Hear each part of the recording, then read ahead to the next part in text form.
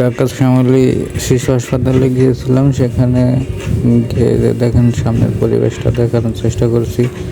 কিন্তু মেডিকেলটা আসলে সরকারি, কিন্তু তার পরিবেশটা একবারে বাজে। সামনের পরিবেশটা দেখতেছেন, এটি খুবই খোলা ভালো, তো চারিদিকের পরিবেশ পিছন সাইড একদম বাজে, নোংরা পরিবেশ। ভিতরের পরিবেশটা একবার ভালো না।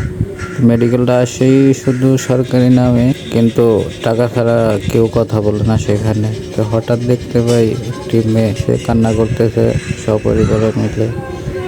পরে জানতে পারলাম যে সেখানে তার বাচ্চা চিকিৎসারত অবস্থায় মারা গেছে। আসলে চিকিৎসকের অবহেলার কারণে টাকা ছাড়া কেউই কথা বলে। তো সেখানে গিয়েছিলাম, আমার বাইশটা খুবই অসুস্থ ছিল, অপারেশন ছিল আজকে, সে কারণে গিয়েছিলাম। তো আমার খুব বিজি থাকার কারণে ভালো করে সারা দিকটা ভিডিও ধারণ করা হয়নি। আমি খুব ক্লান্ত ছিলাম। আমার বাইশটা যখন অ্যাডমিট করাই তখন বললো যে এখানে কোনো সিট খালি নেই। তারপরে যখন 1,000 টাকা ঘুষ দিলাম, তখন বললো যে আসেন দেখি কি হয়। তারপরে ভিতরে যেয়ে দেখি ম্যাক্সিমাম বেড খালি পড়ে আছে। অথচ টাকা দেওয়ার আগে বলছে যে কোনো বেড খালি নেই, অ্যাডমিট হবে না।